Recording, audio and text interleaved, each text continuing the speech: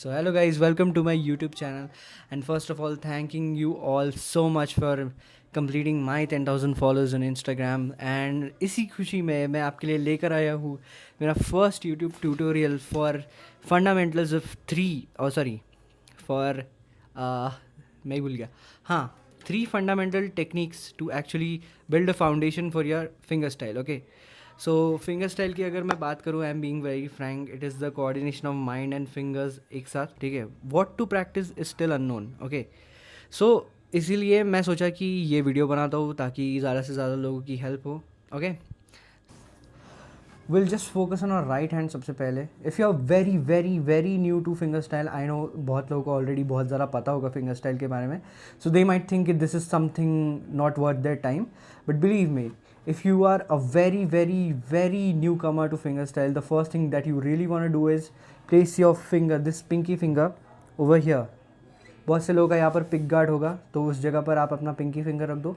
The reason being कि देखो, हमारी फिंगर्स, हमारे हैंड का एक स्पेसिफिक वेट होता है. ठीक है, so just by pointing a finger over here, gently उसको रखने से क्या होगा कि हमारे बॉडी का मतलब सॉरी हमारे हाथ का जितना भी वेट है, it will be distributed among the top. Okay, तो हमारा हाथ ज़्यादा हिलेगा नहीं. ओके, अगर आपका हाथ अभी फ़िलहाल ट्रेन नहीं है, so it will not move that much. तो आपके लिए एक एडवांटेज है कि आपकी फिंगर्स जो है बाकी वो थोड़ी सी फ्री रहेंगी.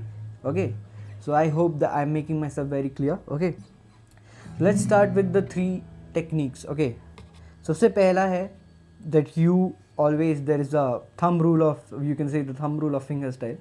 सो उसमें क्या आता है कि सबसे पहले हम लोग what we actually focus on is getting our thumbs and the index, middle and ring finger into the proper grip और the position. Okay, so for that there is a very simple exercise. You don't need to hold anything from your left hand. Your left hand can be free.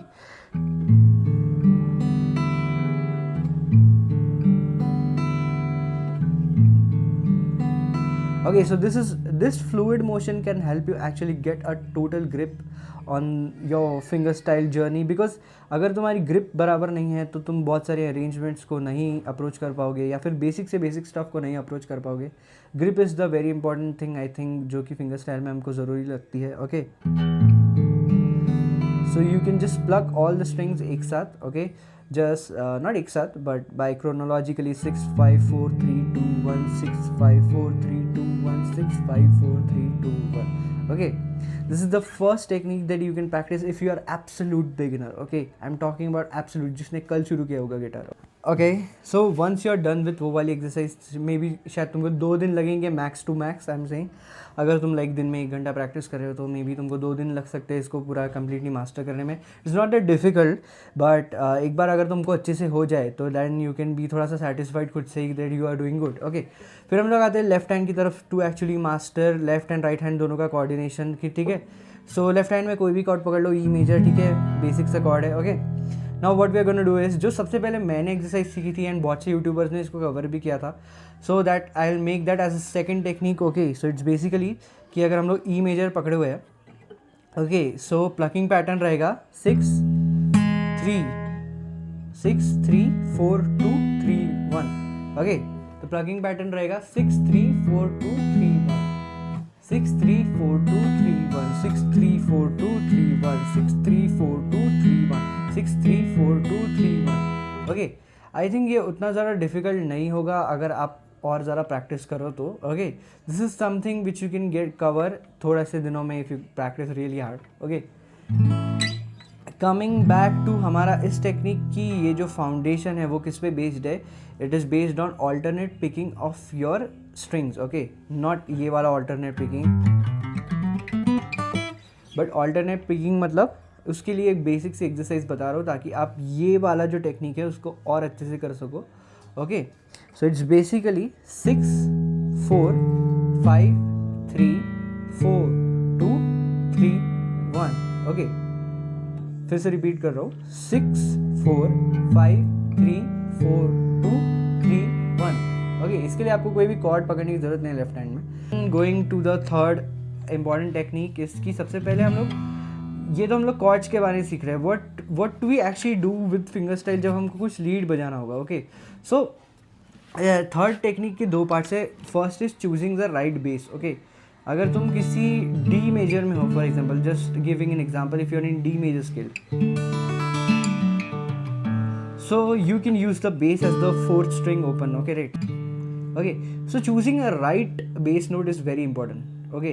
कोई भी गाना या कोई भी arrangement तुम खुद की कंपोज कर रहे हो, कोई भी मेलोडी कंपोज कर रहे हो, उसके कॉर्ड चेंजेस के हिसाब से फिंगर स्टाइल में उसका बेस नोट चेंज होता है, okay? This is the basic arrangement that I have made right now just.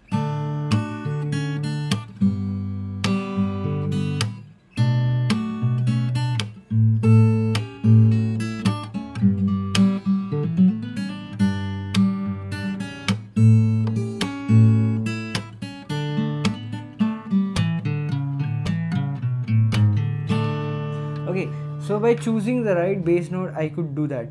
Her chord change पर, जैसे अगर जो मेलोडी है, मेलोडी साउंड्स लाइक दिस,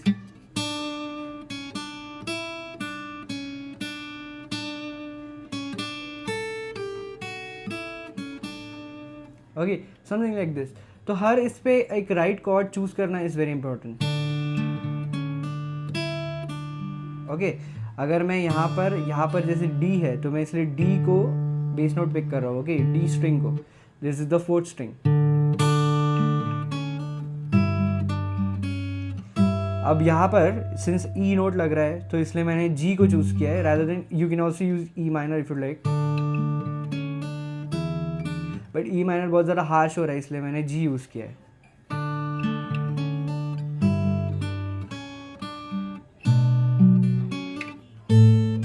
यहाँ पर मुझे लग रहा है कि ए नोट आना चाहिए, क्योंकि एक्चुअल में ये ए नोट ही है, so that's why I am using A note यहाँ पर बेस में.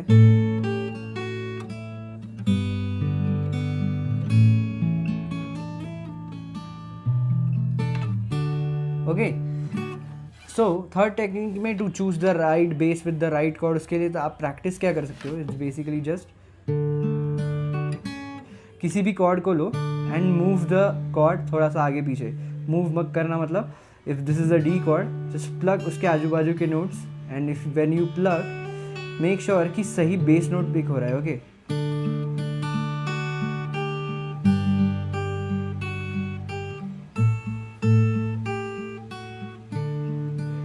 सो उसके लिए what you can do is, this is D, when you go here you can use G as a bass, okay? Starting में difficult होगा, but you will get there.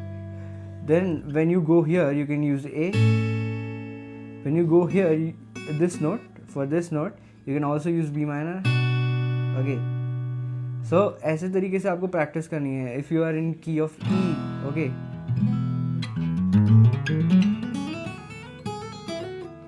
if you are in the key of E, what you can do is कि अगर तुम्हारे पास cord है E major, you can pick the bass E.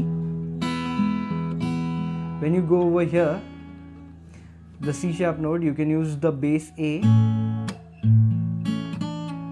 and then you can go use the bass B when you're using a D sharp note, okay?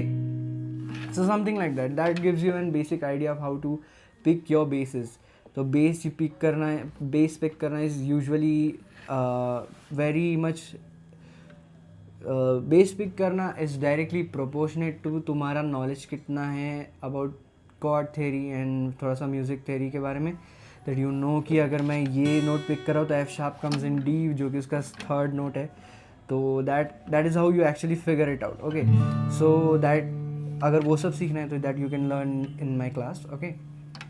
So the next part of this third technique is basically कि using legato while you are running down scales, okay? With legato you can actually do this. legato कैसे सीखते हैं, it is very basic, तुमको YouTube पे बहुत सारे videos मिल जाएंगे, but you can use it very efficiently when you're learning fingerstyle. So I'll stop my video here, and if you want to learn more you can subscribe to my channel and मुझे Instagram पे follow कर लो ताकि हम लोग connected रहे हमेशा, okay? See you guys in the next video.